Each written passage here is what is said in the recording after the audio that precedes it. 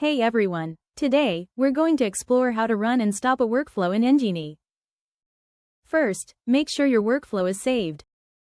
Upon a successful saving, a message will be presented at the bottom of the page. Next, click the Run button in the top right corner. To monitor the execution, click the Run history. Here, you can view the workflow run and track its progress in real time. Next, click again the Run button. Press Run. This will start a new workflow execution. To track its progress, click the Run History button. In the history log, you'll see the status of the workflow execution. While the workflow is still running, its status will appear as pending, indicating that the execution is currently in progress.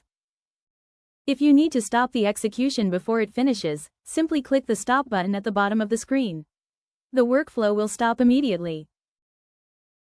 And that's it. You've successfully learned how to run, monitor, and stop a workflow in Engini. Thanks for watching, and we'll see you in the next guide.